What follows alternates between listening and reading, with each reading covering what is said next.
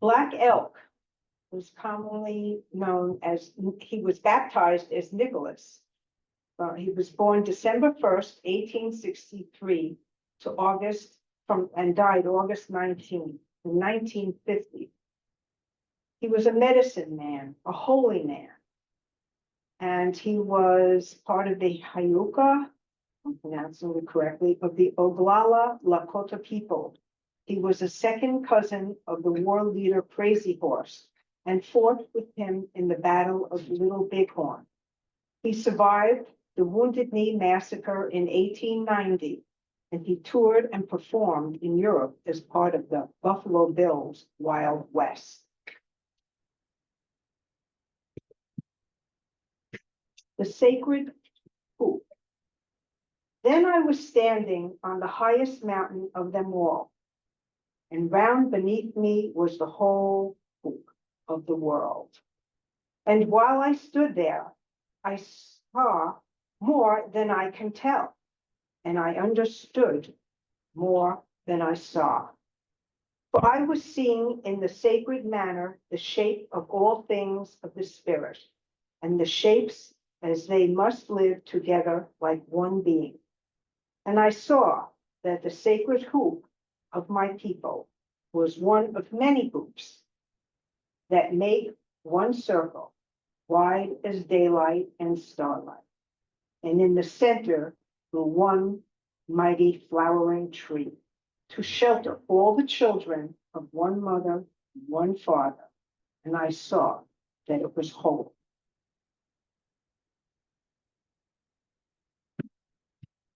Anybody else?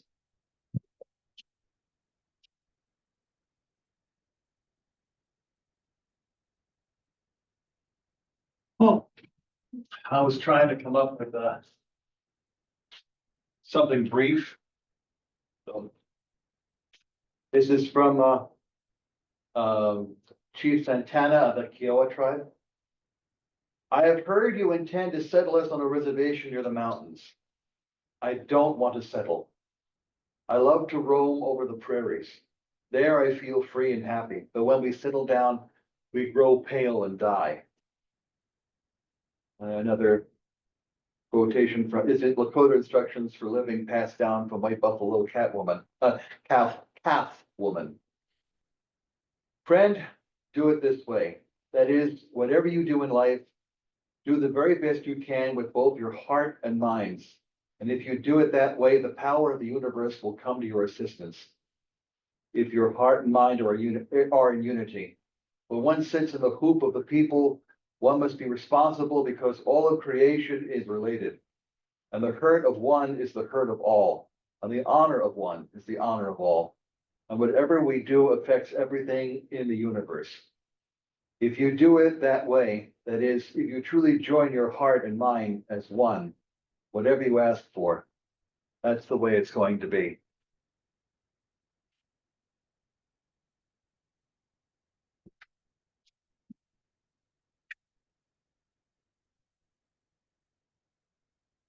Any comments? Wait, Chairman, raising your hand. Okay, well, are you gonna read some more, Nan? Sharon, you want have something? I do, and Tom has something also. We're afraid we're gonna freeze, so if we do, just raise your hands or something and we'll stop because there's no sense going on. Mine's a page worth. And I was inspired by some history in Brooklyn and in New York City by Brooklyn's Native American men of steel. They were also called Skywalkers. The tradition of Mohawk high steel began in 1886 when they were hired as laborers to build the Victoria Bridge across the St. Lawrence River for the Canadian Pacific. In order to gain permission to build the south abutment on reservation land, the construction company agreed to hire men from the Kanawaki Reservation. Just as early European settlers had observed Mohawks walking fearlessly across the rivers on narrow logs, early ironworkers showed an unusual aptitude for climbing and walking on high beams. Skywalkers say it is more a matter of controlling their fear and learning from elders how to trust one another. Many generations followed this tradition. Skyscrapers in the early 20s were framed with steel columns, beams, and girders fitted together by 4-man riveting gangs. They took turns on each job while standing on narrow scaffolding hundreds of feet above the street. The men who built these skyscrapers worked without safety equipment, safety lines, or helmets. The race to the sky, in quotations, in the 30s brought about the 1,046-foot Chrysler Building, the 2,150-foot Empire State Building. The Skywalkers also worked on Rockefeller Plaza, and in the 1960s, the World Trade Towers. I think this is interesting because most people see Indians out on the plain on horses and in teepees, and here they are in New York City, and most especially in Brooklyn, very near where I live. So some Iroquois feel that ironwork is just another chapter in their history. Leaving home for extended periods of time as hunters and warriors was necessary to provide for and protect their families. I first learned that Indigenous people lived in my neighborhood in Brooklyn when I moved to Red Hook. They were in Borum Hill, and they lived in Borum Hill. And by the 50s, a community of 800 iron workers and their families lived there full time. They called it Little Kanawaki. They frequented the Wigwam Bar, where a sign was hung above the entrance, which said, "The greatest iron workers in the world pass through these doors." David Monroe, pastor of the Coiler Presbyterian Church, learned the Mohawk language and held services in Mohawk once a month. A hymnal in Mohawk was also compiled. Local merchants catered to the needs of the burgeoning Mohawk community. By the time I moved to Red Hook, the neighboring Borum Hill Mohawk community was gone. Perhaps they just assimilated and were no longer recognized as Native Americans. I saw one standing on the corner of Court Street in Atlantic, waiting for a bus. So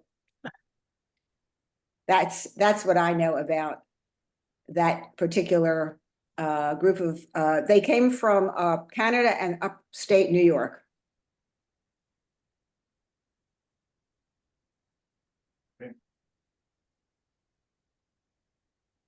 Tom, you want to read yours?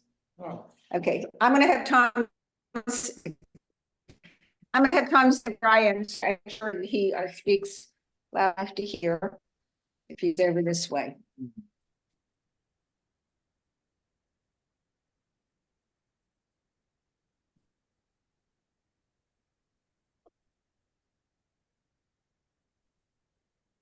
All right.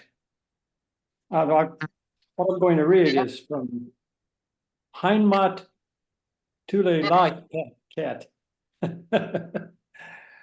Chief Joseph of the Nez Perces, or Pierces, depending on how you pronounce it.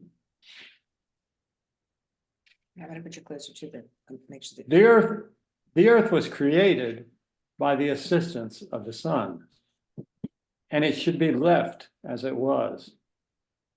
The country was made without lines of demarcation, and it is no man's business to divide it. I see the whites all over the country gaining wealth, and see their desire to give us lands which are worthless. The earth and myself are of one mind. The measure of the land and the measure of our bodies are the same. Say to us, if you can say it, that you were sent by the creative power to talk to us. Perhaps you think the Creator sent you here to dispose of us as you see fit. If I thought you were sent by the Creator, I might be induced to think you had a right to dispose of me.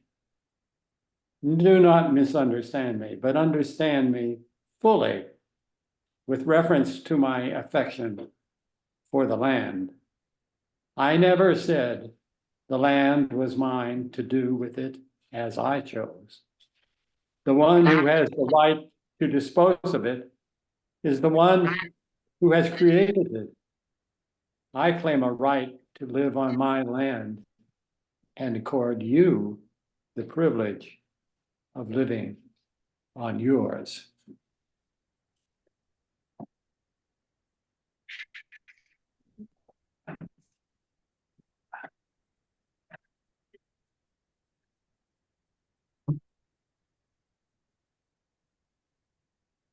Anybody else?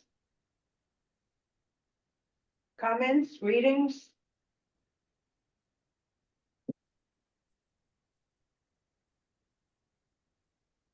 Okay. I was gonna say one thing about my seeing one very tall Native American man on Atlantic Avenue. Because it's when I first learned that there was a history of them in the neighborhood. And old timers said even where we lived in Red Hook, there were a few families.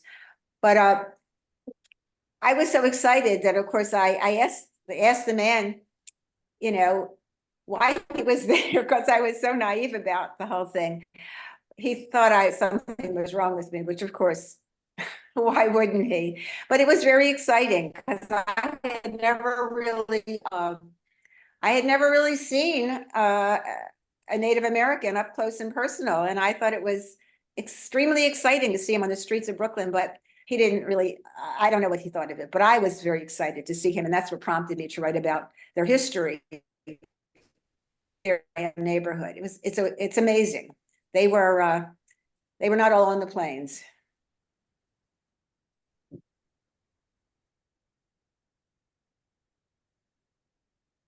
Well, one of the things that I think, and I don't remember where I read this, so it may or may not even be true, but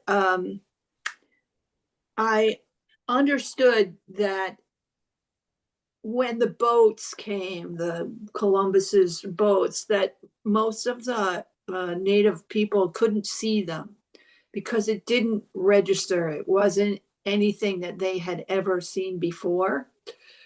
But one of the wise elders was able to ascertain that there was different patterns in the water.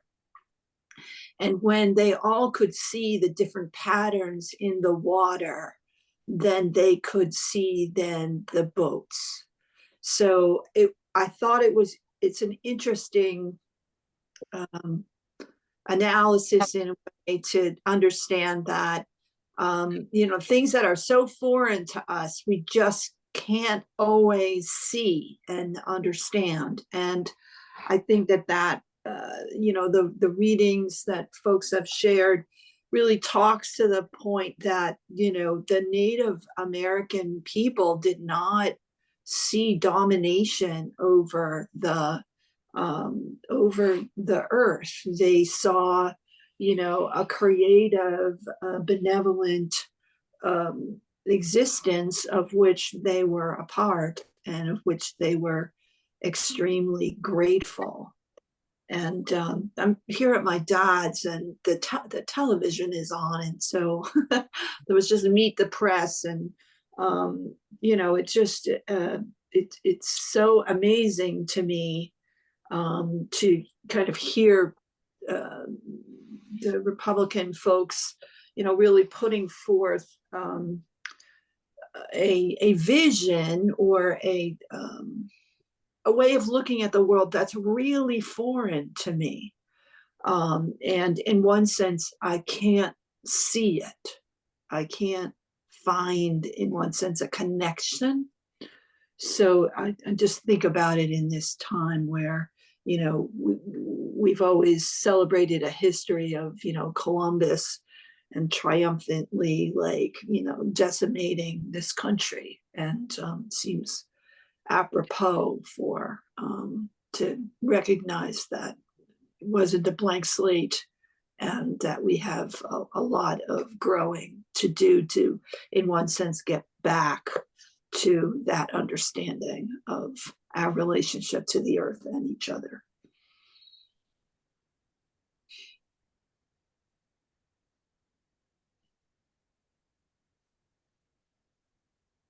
Can I jump in here?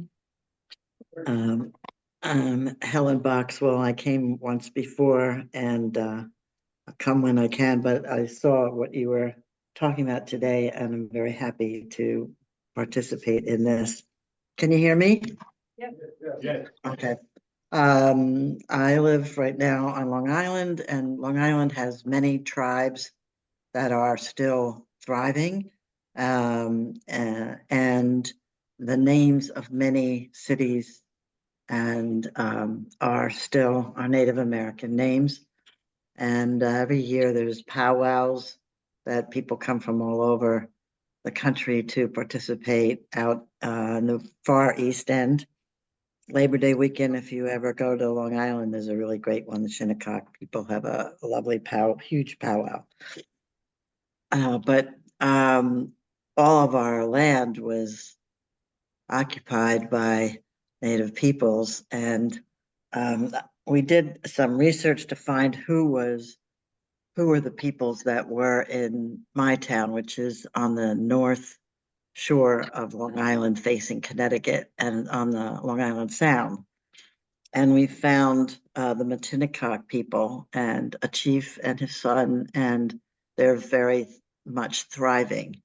And they did a service for us, and which you cannot see because they didn't want to videotape it. We usually videotape our services, but they felt they didn't want, they wanted only the people who were there to participate. And they told us many things about life, their life, even now, like they live in Queens and in the Bronx. And they used to be from Flushing to out to Smithtown, if any of you know that general area. It's quite a long, maybe it's 40 miles on the water. But not until 1990s were they allowed to participate in their own religious services. And Chief Reggie, who spoke to us, was saying that when his parents got married and when he got married, he couldn't have a traditional ceremony because it was illegal. And now his son could have a traditional one because they did allow for religious activities by the Native peoples, and they weren't allowed to speak their language. They could be arrested if they were speaking their language. And all those things were new to us. We didn't realize all that. And they speak a language similar to their Algonquin. So their language family goes all the way to, I think, Pittsburgh and the Northeast. That's all I want to share. Thank you, Helen. That was very interesting.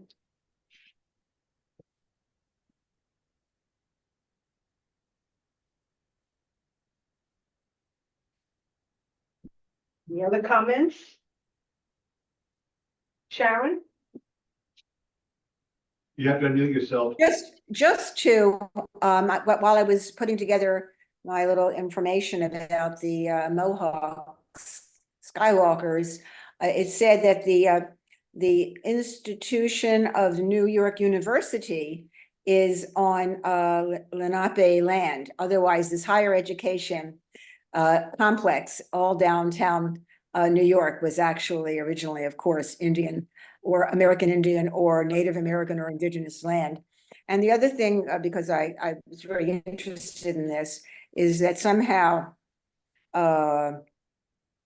instead of taking all, when they conquered the Americas, all of the different conquistadors, instead of taking in all the wonderful information and knowledge of the indigenous people, they just destroyed them and their culture. So we have no way of knowing how much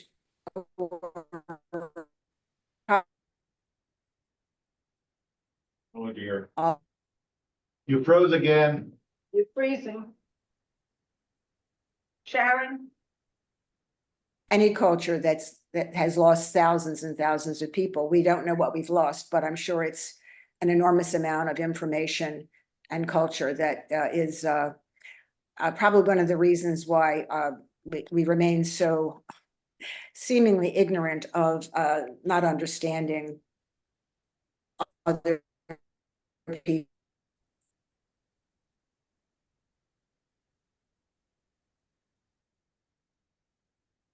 You froze on that last sentence. I was just saying that the fact that we've lost so much culture and information because we didn't take it in wherever we go. It's not just the people who conquered us years ago. It's the people that are still here. We don't seem to be able to accept or acknowledge other cultures and take in their gifts and their knowledge. So we just almost make them go away. When I was in the schools, children speaking Spanish were punished because they wanted them to speak English. So, this goes on. This is not old.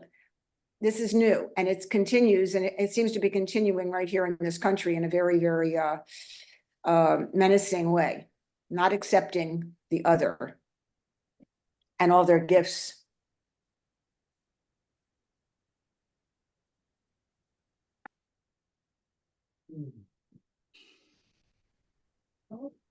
That explains why we're a very divided nation right now.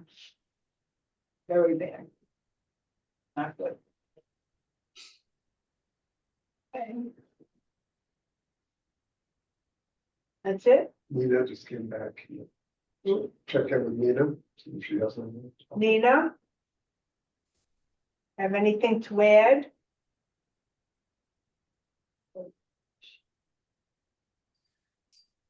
Okay. Well, just some short closing words. As you leave this place, take the spirit of the fellowship with you until we gather again. Go in peace. Good. We do that.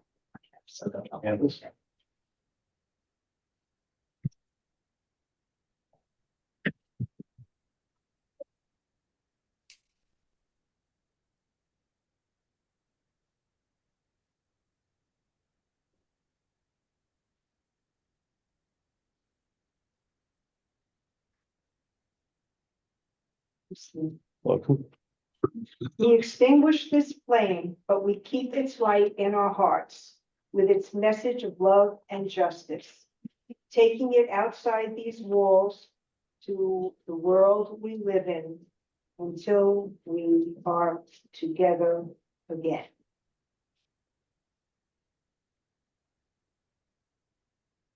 Thanks again. Ann. Thank you so You much. guys. Well done. Thank you. Bye. Bye-bye. See you, Helen. Like, good to see you too. Bye. Bye-bye. No, I didn't know. Neither. I didn't know Helen. When was she here?